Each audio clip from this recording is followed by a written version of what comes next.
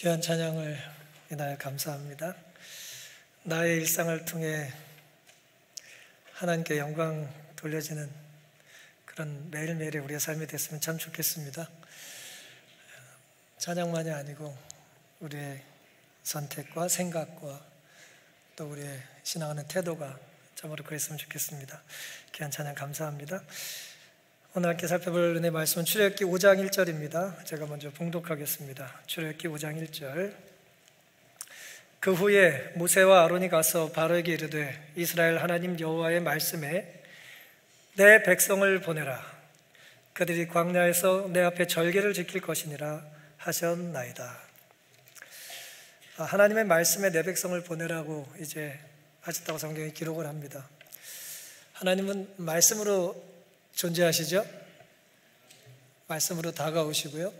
또 말씀으로 때로 경고도 하시고 말씀으로 위로하십니다. 말씀으로 약속하시고요. 말씀으로 우리에게 생명도 주십니다. 그런 말씀으로 함께 하시는 하나님께서 오늘 우리에게 주시는 말씀 본문을 통해서 살펴보겠습니다. 하나님과 바로 사이에서라고 제목을 정해봤습니다. 말씀으로 함께 하시는 하나님의 관심사가 무엇일까요?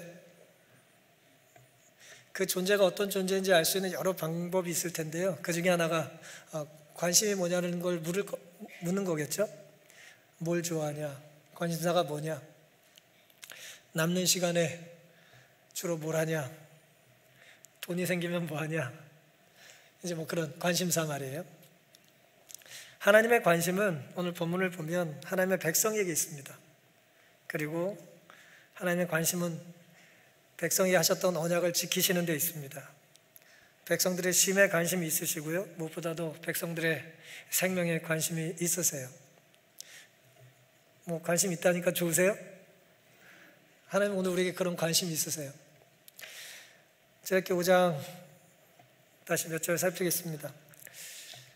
그 후에 모세와 아론이 가서 바로에게 이르되 이스라엘 하나님 여호와의 말씀에 내 백성을 보내라. 그들이 광야에서 내 앞에 절개를 지킬 것이니라 하셨나이다. 그들이 가로되 히브리인의 하나님이 우리에게 나타나셨은즉 우리가 사흘 길쯤 광야에 가서 우리 하나님 여호와께 희생을 드리려 하오니 가기를 허락하소서. 여호와께서 온역이나 칼로 우리를 치실까 두려워하나이다. 당시 이스라엘 백성들은 이제 애굽, 이집트의 이제 노예였습니다. 그런 애굽의 노예로 살던 이스라엘 백성들을 하나님께서는 구원하실 계획을 세우시고 모세를 보내셨습니다. 그리고 바로 앞에서 이렇게 전하라고 하셨던 것입니다. 하나님께서 전달하라고 하셨던 말씀의 내용은 내 백성, 누구 백성이 아니고요? 바로의 백성이 아니고 누구 백성이요? 하나님의 백성이라는 거예요. 이 땅 황제의 날이 아니라 하나님의 날. 요한은 이제 주의 날에 자기가 계시를 보고 이상을 봤다는 얘기잖아요. 하나님의 날. 하나님의 날이 아닌 날은 물론 없습니다만은 특별하게 이제 구별한 날을 이제 언급을 한 거죠.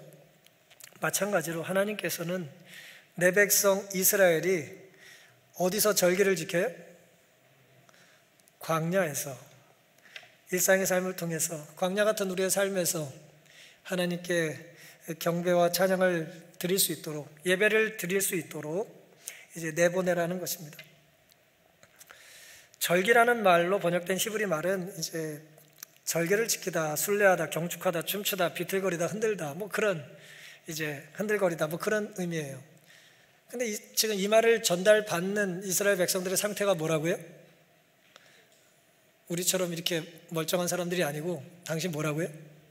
노예입니다. 노예. 노예가 춤출 일이 있겠어요? 노예가 뭐 정신이 나가지 않고서 뭐 흔들 일이 있겠습니까? 노예는 잔치할 일이 없어요. 다른 말로 말하면 웃을 일이 없어요. 중세시대에 아주 엄격함을, 경건을 강조하던 시대는 유머를 못하게 하고 웃지 못하게 했어요. 웃으면 큰일 나요. 숫째 울어. 그게 경건의 이제 모양이었던 것이죠. 그런 이스라엘 백성들이 하나님께서는 웃고 또 흔들고 찬양하고 예배할 수 있는 자유인들이 누릴 수 있는 것을 이제 누리게 해주기를 원하셨던 것입니다. 현대어 성경에는 그래서 큰 잔치를 벌이도록 해주어라 라고 번역했던 것입니다. 잔치, 노예들에게 익숙한 말이 아니에요. 잔치 벌일 일이 노예가 있을까요, 없을까요? 없어요. 잔치를 노예가 벌일 일이 뭐가 있겠습니까? 잔치에 동원돼서 일은 해야겠죠. 그런 이스라엘 백성들에게 노예처럼 살아도 하나님이 개입하시면 웃을 수 있고 또 잔치를 즐길 수 있다는 것을 기억하며 사시기를 간절히 바랍니다. 우리 힘든 삶에, 공부에 찌든 삶에, 구직 활동에 지친 삶에, 또 연애에 실패한 이 청춘의 가슴에 하나님께서는 때로 웃게 하시고 또 기쁨을 맛볼 수 있도록 해주신다는 것입니다. 마태복음 11장 28절입니다. 수고하고 무거운 짐진 자들아 다 내게로 오라. 내가 너희를 뭐하겠다? 쉬게 하겠다 말씀하셨어요. 이 말씀이 우리에게 짠하지도 않고 눈물이 나도록 감동적이지 않으면 나는 지금 뭐하지 않은 거예요? 소그럽지도 않고 인생의 짐이 만만한 거예요. 힘든 게 없는 거예요. 하나님의 말씀이 오늘 나에게 꽂히고 새겨지고 가슴 벅차게 느껴지지 않는 이유는 내 영적인 상황과 실존에 대한 이해가 부족하기 때문인 것입니다. 수고하고 무거운 짐진 자들아 다 내게로 오라. 다 오라는 초청에 우리도 믿음으로 감사함으로 반응할 수 있게 되기를 간절히 바랍니다. 누구나 수고로움과 무거운 짐을 지고 삽니다. 살아있다는 것 자체가 내가 짐을 지고 있다는 거예요. 그런 인생들에게 주님은 쉼을 약속하신 겁니다. 이스라엘은 광야 40년 그것을 경험합니다. 하나님은 광야 이스라엘에 뭐를 내려주셨어요? 만나를 내려주셨어요. 얼마나 자주 내려주셨죠? 매일 내려주셨어요. 매일. 그리고는 뭘 못하게 하셨어요? 저장하지 못하게 하셨어요. 꼼쳐두지 못하게 하셨어요. 아끼지 말라고 하셨어요. 그날 것은 그날로 족하게 사용하라고 하셨습니다. 그러면서도 6째 날만 저장할 수 있게 하셨어요. 다른 날은 저장하면 어떻게 돼요? 썩어서 냄새가 났습니다. 하지만 금요일에만 저장을 허락하셨고 썩지 않았습니다. 먹기에 충분한 날, 안식일까지도 먹기에 충분한 만나를 하나님께서 허락하신 거죠. 따라서 이스라엘은 놀랍게도 광야에서도 안식일에는 뭐 할 수 있었어요? 쉴 수 있었어요. 물론 광야의 삶 자체가 그 생존 자체가 고통이고 힘들었겠지만 적어도 매일 뭐 해야 돼요? 안식일을 제한 날은 뭔가 노동을 한 거잖아요. 만나를 거두는 일을 노동이라고 본다면 그 일을 했는데 하나님께서 일방적으로 내려주신 선물을 거둬들이는 어쨌든 수고를 했는데 안식일에는 그 수고도 뭐 하라고요? 하지 말라는 것입니다. 월터 브루그만이 안식일은 저항이라고 하는 책을 썼는데요. 그 책의 내용입니다. 불안이 야기하는 무한 경쟁이 난무하는 현대의 정황에서는 안식일을 지키는 것이 저항이요 대안인 행위다. 안식일이 저항인 이유는 이 안식일이 상품 생산과 소비가 우리 삶을 우지하지 않는다는 것을 분명하게 강조해 주기 때문이다. 우리는 왜 불안합니까? 공부가 부족해서 불안한 거예요. 학생들은 부족한 거예요. 손님이 오기로 했는데 아직 음식 준비가 덜 된 거예요. 불안합니다. 찬양을 해야 되는데 화음이 안 맞아. 설교를 해야 되는데 준비가 덜 됐어요. 불안해요. 우리 늘 생존의 위협을 느낍니다. 불안이 야기하는 무한 경쟁이 난무하는 현대 정황에서는 안식일을 지키는 게 위기에 처하는 내 선택이에요. 안식일을 지키는 게 매우 힘들어요. 안식일을 지키려면 뭐에 대한 저항을 해야 돼요? 불안에 대한 저항을 해야 돼요. 나 여기까지면 됐어. 괜찮아. 그만할래. 저항할 수 있어야 된다는 거예요. 근데 우리가 저항이 안 된다니까요. 하나님 우리에게 안식을 주신 이유, 우리의 삶이 상품 생산과 소비에 의해서 좌우되지 않게 하시기 위한 거라는 거예요. 조금만 기다리면 자꾸 나오니까 기계를 뭐 할 수 없어요? 멈출 수가 없는 거예요. 바로가 지배하는 세상은 쉴 시간이 없다며 쉼의 날도 놓으라고 이제 닥달을 하는 거예요. 돈 줄 테니까 일해. 그러는 거예요. 하지만 하나님은 내 백성의 쉼은, 내 자녀의 잔치는 누가 책임져요? 내가 책임지겠다고 하나님께서 말씀하신 것입니다.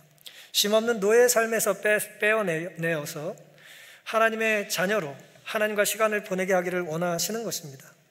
하나님의 관심은 우리가 만들어내는 상품, 그 중에 좋은 명품에 있는 것이 아니라 사람에게 있어요. 따라서 아주 안 좋은 말 중에 하나가 뭐냐 하면, 이게 얼마인지 알아? 그런 거예요. 얼마인지 알면 어떡하려고요? 예? 뭐 자동차 부딪히거나 뭐 비싼 가방 뭐 이렇게 좀 이렇게 긁히면 말이에요. 뭐라 그래요? 이게 얼마인지 알기나 해? 뭐 이렇게 어쩌자는 거예요. 물건보다 너보다 이 물건이 낫다 이거예요. 사람을 무시하는 거죠. 그런 말은 절대 쓰지 마시기 바랍니다. 그런 물건 없으세요? 꿈꾸지도 마시고 있어도 사람을 더 귀하게 여기시기를 바랍니다. 어떤 사람인지 아냐고는 말을 하셔야지, 이거 얼마인지 아는지 뭐 알아 뭐 할 거예요. 마르크스가 이제 자본론이라는 책을 썼습니다.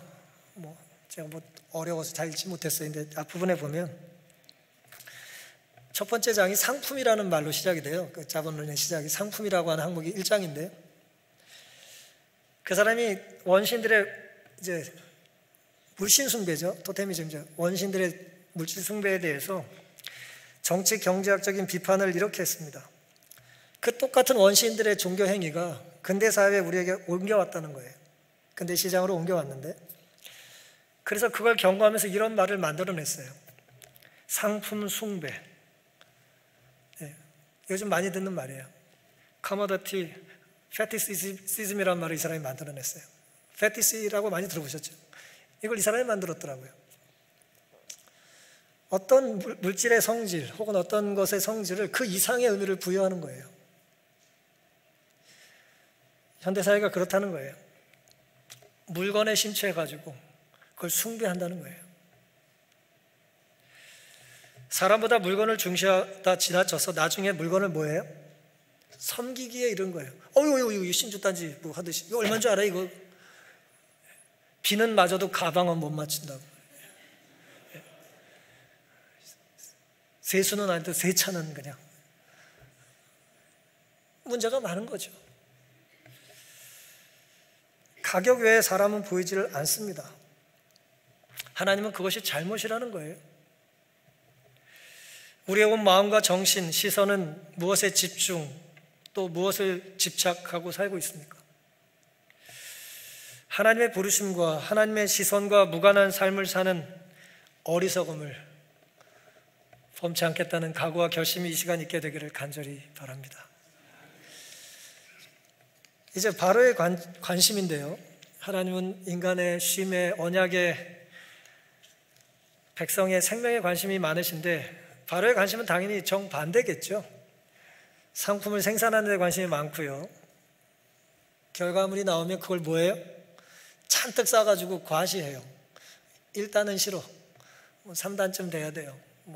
높이 살아야 돼요. 높이 쌓아야 됩니다. 바벨의 정신입니다. 결국은 바로가 쌓은 것은 피라밋이에요. 높이 쌓아야 됩니다. 출애굽기 5장 2절입니다. 바로가 가로되 여호와가 누구간데 내가 그 말을 듣고 이스라엘을 보내겠느냐? 나는 여호와를 알지 못하니 이스라엘도 보내지 아니하리라. 애굽 왕이 그들에게 이르되 모세와 아론아 너희가 어찌하여 백성으로 역사를 쉬게 하느냐? 왜 일을 멈추게 하냐 이거예요? 가서 너희의 역사나 하라. 네 일이나 해라. 남 일은 신경 쓰지 말고 라고 바로가 이제 반응을 하는 것입니다. 바로는 모세의 말을 듣고 수용해요? 거절해요? 거절해요. 바로가 또 좀 신사적인 면도 있는 것 같아요. 매야 그리고 치지 않고 그냥 보내주잖아요. 이렇게, 그렇죠? 네 일이라 가서 해라 라고 이제 보내줘요. 즉각 거절합니다. 그러면서 한 말이 재밌어요. 여호와가 누구냐는 거예요. 내가 알지 못한다는 것입니다.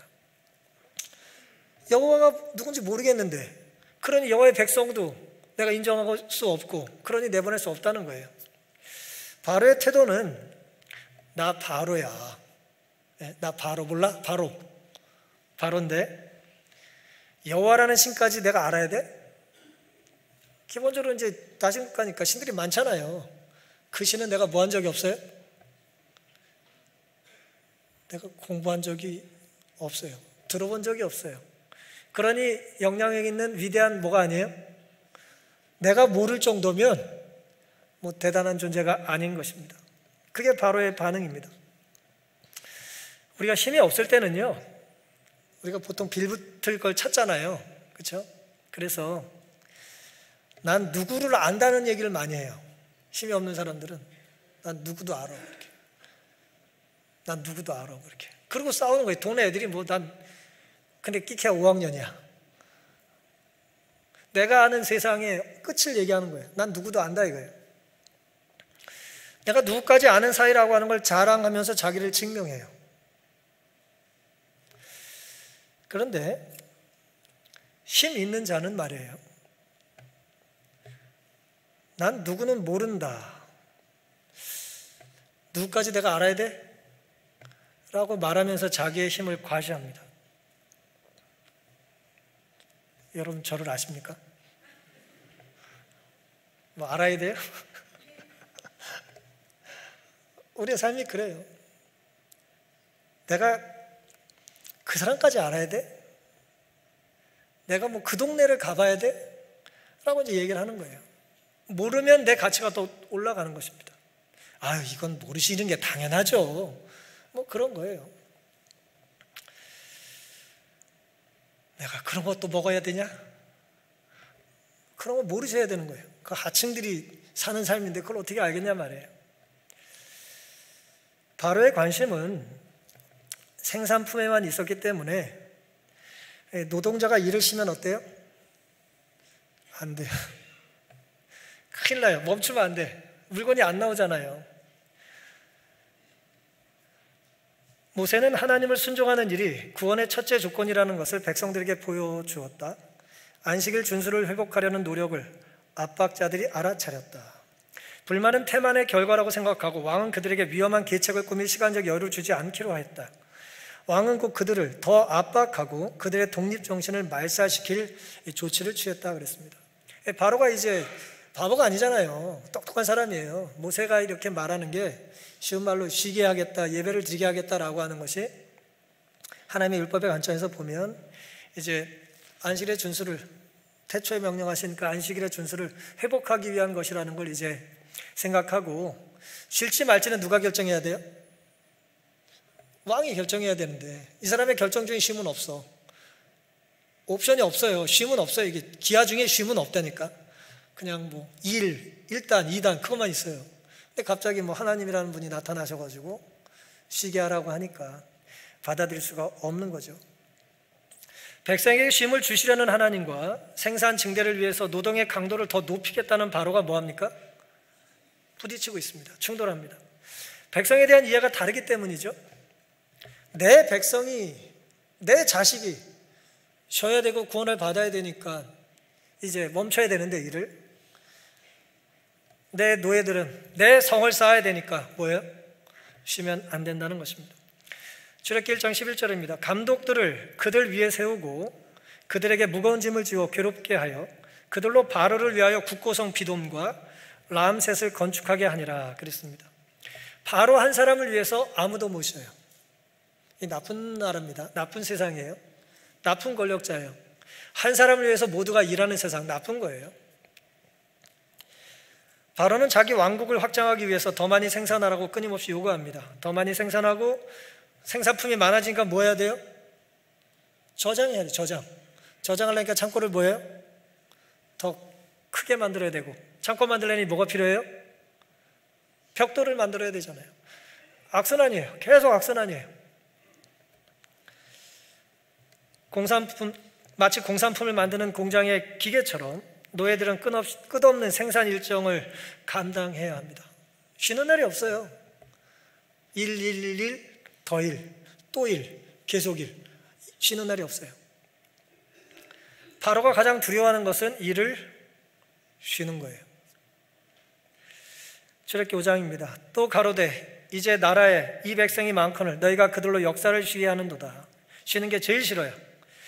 심지어 나중에는 게으르다고 하는 태만의 결과라고 하면서 배가 불러서 소리를 한다고 말하면서 짚을 주지도 않으면서 똑같이 벽돌을 만들어내라고 하는 황당한 괴롭힘을 하기 시작합니다. 할당량을 채우려면 딴 생각할 틈이 있어요, 없어요? 없어요. 노예가 무슨 쉬냐는 거예요. 바로식의 삶에는 결코 만족이 없습니다. 감독자도 십장도 노예들도 끊임없이 노동력을 제공해야 될 수단에 불과했습니다. 우리는 어떻습니까? 혹 남에게 뒤질까 두려워서 마음껏 쉬지도 못하며 살지는 않으십니까? 안식일에 성전에 올 때, 말씀을 펴실 때, 혹 기도하시기 위해서 동산을 찾으실 때, 내가 이때 지금 뭐 할 때예요? 김이라도 한 장 더 굽고, 책이라도 한 줄 더 읽고, 학생들은 단어라도 하나 더 외우고, 문제라도 하나 더 풀어야 된다는 두려움이 있어요. 어른들도 비슷한 두려움이 있죠. 내가 1시간 수고하면 수입이 더 있는데, 내가 오늘 밤만 고생하면 뭔가가 나오는데, 눈에 보이잖아요. 근데 그걸 어떻게 멈추지 않은 거예요. 쉽지 않은 일입니다. 뭔가 하지 않으면 불안해요. 벌써 오래전 얘기긴 합니다만 미국의 한 사회학자는 사람들이 여행을 가서 사진을 찍는 얘기를 이렇게 얘기한 적이 있어요. 뭔가 하시면 불안하기 때문에 일을 한다는 거예요. 요즘은 셀카가 완전히 그렇잖아요. 노는데 불안하니까 뭔가 자꾸 일을 하는 거예요. 제 얘기는 아니고요. 뭐 그렇게 말을 하는 학자가 있다는 겁니다. 대부분의 사람은 쉼의 윤리보다는 노동의 윤리에 익숙해요. 그것이 옳다고 느낍니다. 쉰다, 논다, 멍 때린다, 뭐 그런 것보다는 일한다, 움직인다, 계획한다, 추진한다에 익숙해요. 우리 삶에 진정 안식일의 쉼이 있습니까? 빨리 끝내고 지금 식당 가서 일해야 되는데 2층에 봉사하시는 분들 우리 안식일에도 우리가 뭔가 이렇게 계속 조급한 면이 있잖아요. 광야 절기와 하나님께 드리는 참 예배가 우리에게 있습니까? 소망이라고는 찾아볼 수 없는 이 기진한 바로가 지배하는 이 삶에 하나님은 우리에게 손을 내미셔서 우리의 삶에 뚫고 들어오기를 원하십니다. 하나님께서 우리의 삶을 주관하실 수 있도록 기회를 드려보시기를 간절히 바랍니다. 이제 하나님의 관심과 또 바로의 관심을 잠깐 좀 살펴봤고요. 이제 하나님과 바로 틈에서 우리는 어떤 선택을 해야 될까 좀 살펴보겠습니다. 우리는 선택할 수 있어요. 애굽에 머물면서 바로식의 삶을 추구하고 살 수도 있고요. 도전하고 순종하면서 낯선 땅, 광야로 나갈 수도 있습니다. 출애굽기 5장 14절입니다. 바로의 관역자들이 자기들의 세운 바 이스라엘 자손의 패장들을 때리며 가로되 너희가 어찌하여 어제와 오늘에 만드는 벽돌 수요를 전과 같이 채우지 아니하였느냐 하니라. 이스라엘 자손의 패장들이 가서 바로에게 호소하여 가로되 왕은 어찌하여 종들에게 이같이 하시나이까? 종들에게 짚을 주지 아니하고 그들이 우리더러 벽돌을 만들라 하나이다. 종들이 매를 맞으오니 이는 왕의 백성의 허물이니이다. 재료를 주지 않고 그걸 계속 만들어내라 그러면 어떻게 하라는 거예요? 예? 쌀을 주지도 않고 떡을 어떻게 만들어냅니까? 그러고 계속 괴롭히니까 이 만들어낼 수 없잖아요. 그랬더니 못 만들었다고 뭐예요? 때려요. 여러분, 우리가 맞을 일이 요즘 없죠? 직장에서 뭐 맞아보셨어요? 예? 우리가 뭐 갑질갑질 많이 하는데 몸만 맞아야 맞는 건 아니라고 할 말은 없지만 우리가 물리적으로 뭐 맞을 일이 21세기에 있나요? 배부른 소리 하나요 제가? 맞을 일이 별로 없잖아요. 우리가 뭐 거의 없죠. 뭐 지금 뭐 큰일 나잖아요. 이 사람들이 지금 맞았어요. 통 맞은 게 아니라 거의 뭐 반 죽다시피 얻어 맞은 거예요. 뭐 못했다고요? 물건을 똑같이 만들지 못했다는 거예요. 재료를 주지도 않고 어떻게 물건을 만들어냅니까? 그래서 억울한 이 작업반장들이, 히브리인들이죠, 중간 관리자들이 용기를 내서 바로를 찾아가요. 바로를 왜 찾으러 갔을까요? 뭔가 이 모순된, 이 억압된 상황을 개선하기 위한 기대가 있었던 거죠. 우리를 괴롭히는 건 누가 아니다? 바로의 뜻은 아닐 거야 라고 하는 황당한 기대를 하고 가죠. 아니나 다를까 어떤 일이 있었습니까? 이들 직원들은 이런 압박이 그들의 감독에게서 나온 것이지 바로 왕의 뜻이 아니라고 생각했어요. 그리고 왕에게 나아가 억울한 사정을 호소합니다. 그러나 바로는 직접 이렇게 말해요. 너희가 게으르다. 그러므로 너희가 이르기를 우리가 가서 여호와께 희생을 드리자 하는도다. 어떤 일이 있어도 그들의 역사를 경감시킬 수 없다는 선언과 함께 일터로 돌아가라는 명령을 받았습니다. 여러분, 우리가 하나님을 믿고 구원의 은혜를 감사하죠. 그러십니까? 감사를 안 하고 있어요 지금. 하나님이 전능하신 분이라는 걸 믿으십니까? 그 전능하신 하나님이 은혜롭고 자비하신 분이라는 걸 믿으십니까? 두 가지를 같이 믿지 않으면 우리 구원은 성립이 되질 않아요. 바로는 당시에 전능자 같은 존재였어요. 절대 군주였습니다. 못하는 게 없어요. 근데 문제는 그 사람의 인격에 문제가 있어요. 그 사람은 자비로운 사람도 아니고 은혜로운 사람도 아니에요. 힘은 있는데 인격이 모자라요. 우린 그런 군주를 섬길 수가 없는 것입니다. 훌륭한 인격은 있지만 또 힘이 부족하면 그런 사람을 따라가는 것도 곤혹스러운 일이에요. 아주 마음은 좋은데 환자를 다 괴롭혀, 의사가. 그러면 악수만 하고 헤어지시고 다른 병원 가셔야 돼요. 지금 그런 것입니다. 하나님이 우리에게 구원자가 되신다는 것은 하나님은 구원하실 능력이 있으신과 동시에 우리를 뭐 하길 원하세요? 구원해 주시기를 원하시는다는 데 있어요. 우리의 희망은 전능자의 약속과 그분의 인격에 있는 거예요. 근데 바로는 그렇지 않았다는 것입니다. 살다 보면 최후의 보루까지 철저히 무너져 내릴 때가 있어요. 그들이 당시에 그런 심정이었던 것입니다.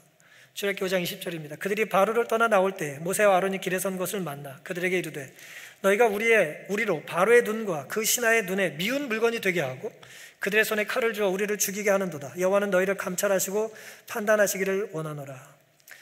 또 어떻게 공교롭게도 만났어요. 이 모세 때문에 시작된 일이잖아요. 너 때문에 우리가 지금 죽게 생겼다는 거예요. 미운 물건이 되었다. 너 때문에. 그들의 고통을 토로합니다. 비난과 절망적인 부르짖음을 다 듣고 나서 모세의 마음이 어땠겠습니까? 하나님 때문에 안 간다고 그렇게 거절했는데 말이에요. 가라고 해놓고 이렇게 이제 어렵게 상황이 전개가 되는 것입니다.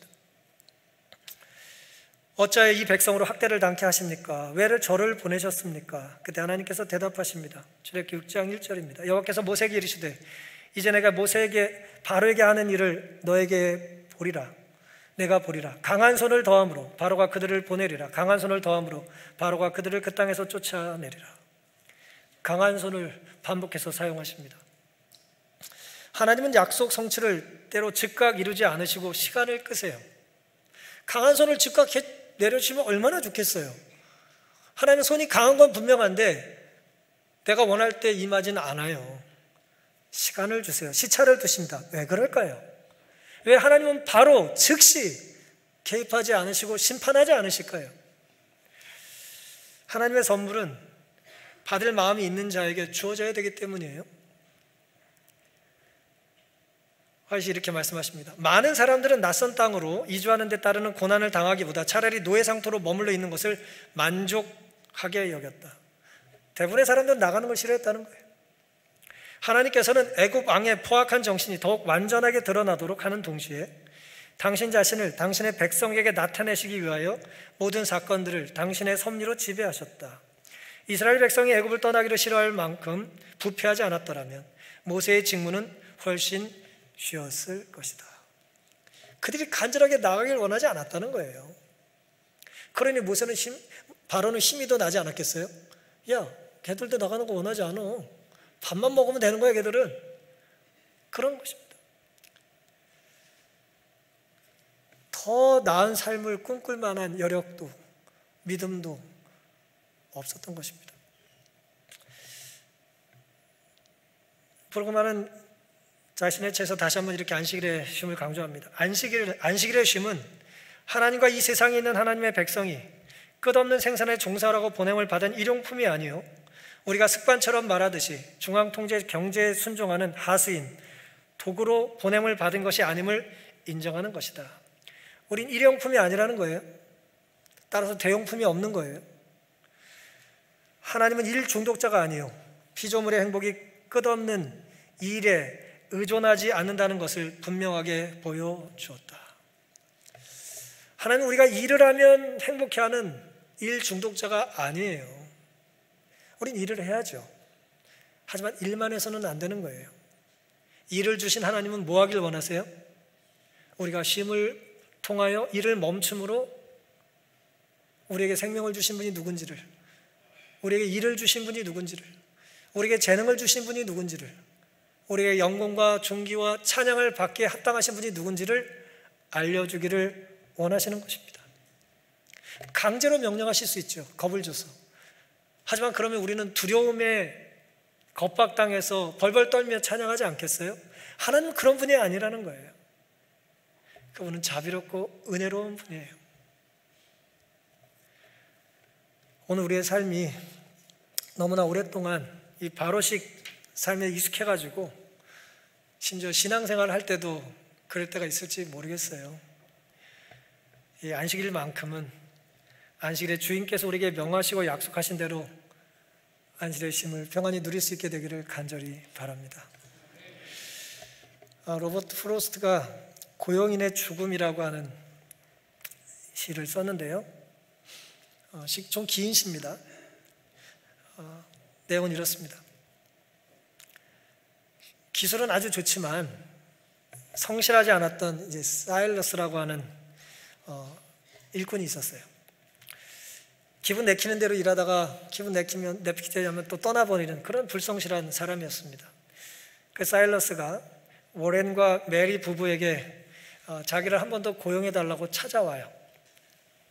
그리고 문 밖에서 이제 합격이 되는지 안 되는지 기다리고 있는 겁니다. 아내가 남편에게 말합니다. 이번엔 사일러스에게 인정을 좀 베풀어 주라는 것입니다. 남편은 다시는 그를 고용할 수 없다고 이제 단언해서 고집을 피워요. 그러면서 이렇게 말해요. 지난번 건초 만들 때 당신 이번에 또 떠나면 이번엔 진짜 끝이야. 다시는 받아주지 않을 거야 라고 경고를 했다는 말을 덧붙입니다. 화가 나니까 계속 말해요. 그런 사람 어디다 써먹겠어? 그 나이에 할 수 있는 일도 별로 없는데 다른 사람도 아무도 글을 써주지 않을 거야. 그의 일손은 도무지 믿을 수가 없어. 요긴하게 쓰겠다 싶으면 훌쩍 떠나버리잖아. 뭐 시를 이렇게 쓴 건 아닙니다. 제가 시를 요약한 거예요. 하지만 아내는 이렇게 말을 합니다. 오래 못 살 것 같아 온 것 같다며 남편을 설득해요. 기회를 한 번만 더 주자는 거예요. 그때 남편이 한마디 더 합니다. 아니 왜 잘 사는 형한테 안 가고 자꾸 우리를 귀찮게 하는 거야. 그렇게 말을 하는 거예요. 그런 남편의 이제 불편, 불만, 푸념, 정당한 거절의 사유를 다 들은 아내는 이렇게 말을 합니다. 워렌, 남편이죠. 그 노인 죽으러 집에 온 거예요. 이번에도 노인이 당신을 떠나리라는 걱정은 할 필요가 없어요. 이제 떠나가기엔 너무 기운이 없다는 거예요. 한번 들어왔다가 남편이 이렇게 반문합니다. 집? 그는 조소하며 말했습니다. 왜 여기가 그 사람 집이냐는 거예요. 아내가 말합니다. 그래요. 집이 아니면 무엇이겠어요? 집이라는 게 의미를 붙이기 나름이지요. 물론 그 노인 우리와는 아무 상관이 없어요. 사냥길의 녹초가 돼서 숲을 나와 우리에게 온 낯선 사냥개나 다름없지요. 집이란 당신이 그곳에 가야만 할 때 사람들이 당신을 받아들일 의무가 있는 곳 아닌가요? 나는 집이란 것이 꼭 당연한 자격이 있어야 하는 곳은 아니라고 하고 싶어요. 계속해서 이런 말을 하면서 남편을 설득합니다. 남편이 마지못해 이제 문 밖에 있는 사일러스를 데리러 갔을 때는 이미 사일러스가 죽었어요. 소리를 낮춰서 얘기하자고 계속 부인은 얘기합니다. 그 사람 귀에 들릴 거라고, 없을 사람이라고, 쓸모없다고, 도움되지 않는다고.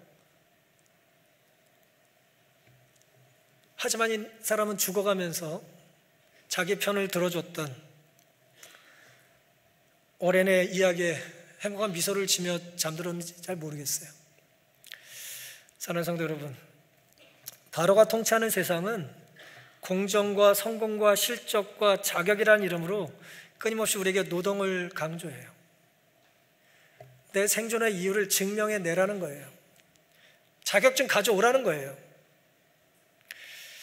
살아온 삶으로만 평가받는 인생, 얼마나 공정할까요? 어떻게 생각하십니까? 내가 살아온 삶을 가지고만 내가 평가를 받는다면 누가 구원을 받을 수 있겠어요? 참 숨이 막힐 겁니다. 그래서 우린 꼬리자기를 하고 싶은 거예요. 꼬리를 잘라버리는 거예요. 신분을 세탁하고 싶은 거예요. 내가 못했을 땐 다 지워버리고 이 땅 새 출발, 그래서 계속 새 출발하는 거지. 계속 이름도 바꾸고 얼굴도 바꾸고 성도 바꾸고, 내가 모른다고 하고 그래서 그런 사람 모른다 그러고, 그런 동네는 내가 가본 적도 없다고 그러고, 계속 우리는 내가 도움될 만한 곳으로 계속 빌붙는 거예요. 여기 자존심이 강하지만 나이 들어 경쟁에 뒤진 죽음을 앞둔 노동자 사일러스가 있습니다. 쓸모없다는 남편의 말에 아내는 거듭 그에게 집이 되어주자고 말하는 거예요. 살벌한 경쟁에 뒤져서 갈 곳 없는 불투명한 미래와 싸움하며 씨름했던 그 사람, 또 오늘 우리 같은 사람에게 필요한 것은 집이에요. 제일 유리한 곳으로 정신없이 뛰며 살았는데 멈춰보니 평생 잘못 산 것 같은 느낌이 들 때는 없으십니까? 사일러스가 밖에 있습니다. 들어오라고 하는 허락을 아직 받지를 못했어요. 이곳 가족으로 인정받기를 기다리는 그런 사람이, 그런 사일러스들이 우리 주변에는 없습니까? 하나님은 일꾼이 필요해서 우리를 부르신 게 아니라 사랑해서 우리를 필요로 하시는 것입니다. 사랑하니 일도 같이 할 수 있는 기회를 주시는 거예요. 따라서 시간이 지난다고 우리가 하나님께 필요 없는 존재가 되는 것은 불가능합니다. 근력이 떨어졌다고, 시력이 옛날 같지 않다고, 요리 실력이 예전 같지 않다고 필요 없는 게 아니에요. 하나님께 필요 없는 사람은 없습니다. 집이란 당신이 그곳에 가야만 할 때 사람들이 당신을 맞아들일 의무가 있는 곳입니다. 교회는 어떤 곳이어야 할까요? 누군가 이게 오기를 원한다면 우린 선택의 여지가 없어요. 맞아들여야 되는 것입니다. 우린 맞아들일 의무와 특권이 있을 뿐 거절할 자유가 없습니다. 집이란 꼭 당연한 자격이 있어야 하는 곳이 아니라 자격을 선물 받는 곳입니다. 아버지의 마음으로 집 나간 자식들, 탕자 같은 모든 사람들 품고 안고 두려워하지 말고 어서 오라고 하는 거룩한 초청과 또 환영이 우리에게 있게 되기를 간절히 바랍니다. 내 존재를 노동력으로 증명하며 살지 말고 조건 없는 사랑과 환영을 감사함으로 받아들이시기를 간절히 바랍니다. 바로의 노예로 밤낮 쉼없이 살지 말고 하나님의 자녀로 참된 쉼을 누리며 사시기를 간절히 바랍니다. 때로 내가 일하기 위해 사는지 살기 위해 일하는지 헷갈리시죠? 어떠세요? 쉼에 대한 설교를 준비하는데 쉴 수가 없어요. 우리의 삶이 그래요. 우리 삶이 그렇습니다. 먹고 살려고 일을 하는데 내가 살려고 먹는 건지 먹으려고 사는 건지 앞뒤가 헷갈릴 때가 참 많습니다. 그럴 때 지금 나에게 주어진 일이 무슨 일이든 하나님이 부르시고 하나님이 보내시고 하나님이 맡기셨으니 하나님께서 책임질 수 있는 선택을 하며 사시기를 간절히 바랍니다. 우리는 여전히 하나님과 바로 사이에 있습니다. 우리는 하나님을 택하실 수도 있고 또 바로의 삶을 택할 수도 있습니다.